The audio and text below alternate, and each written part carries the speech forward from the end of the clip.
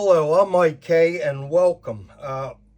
This is part two, and we're going to do a Kefir tasting to see how long in its development it is.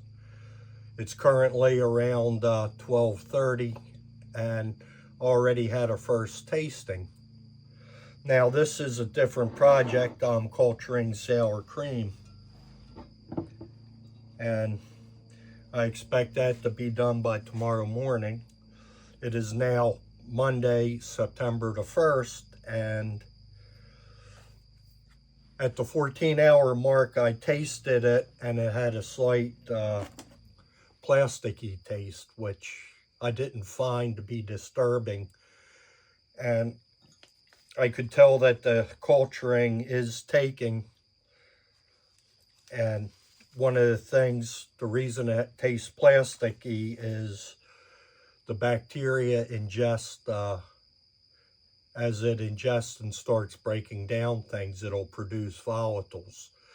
Like in bread, you have a beer smell from the carbon dioxide and the grains.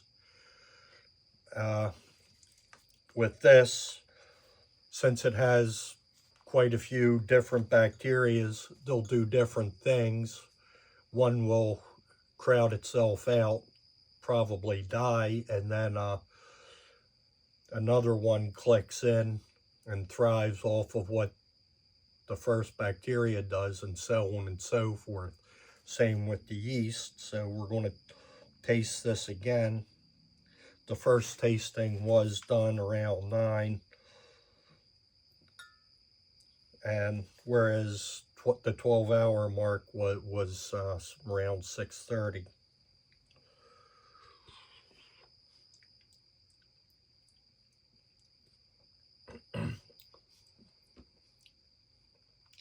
It tastes better.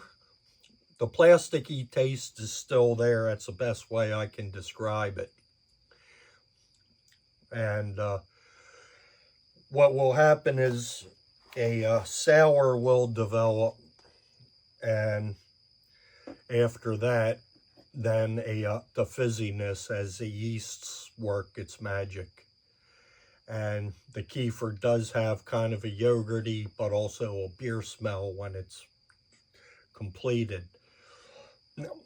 Now, the game plan is, as I will show you on the weather station, the basement is around 68 degrees at this time. My upstairs is at 80, and it'll get a little hotter. And normally I set the yogurt maker, when I make it in winter, 85 to 90, sometimes 92 degrees. And it still takes quite a long time to culture into kefir. Goes upstairs. If I do feel it gets too hot, on hot summer days, it'll end up around 92 degrees.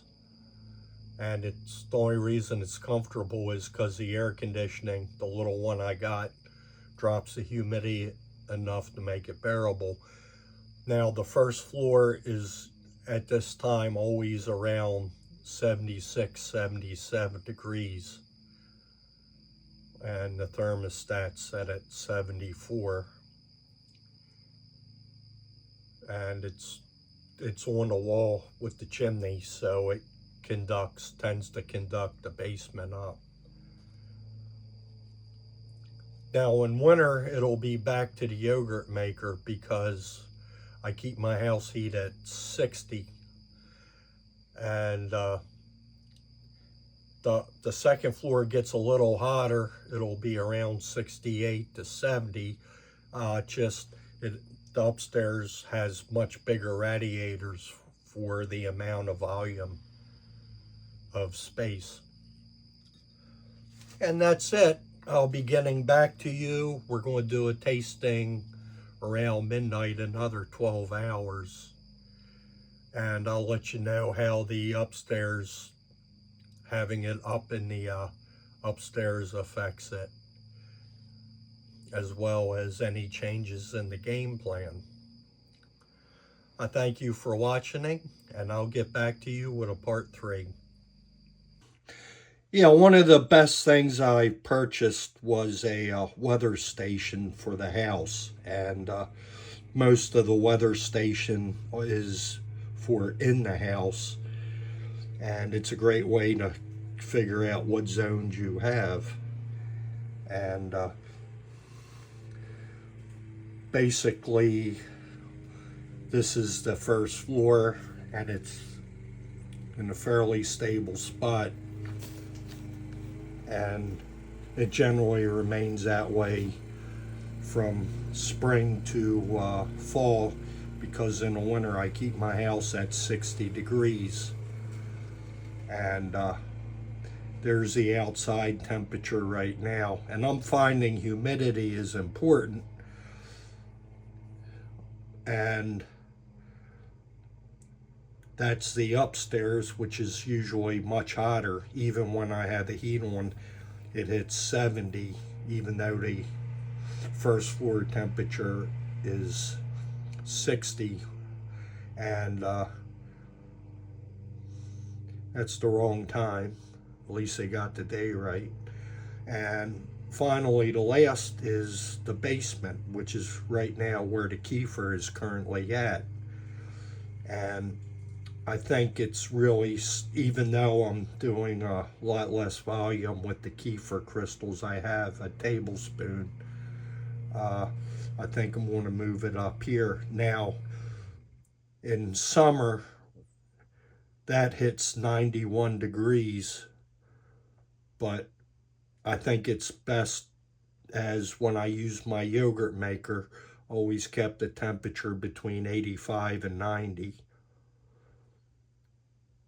And if I feel it's getting too hot, I can always move it back downstairs to the first floor.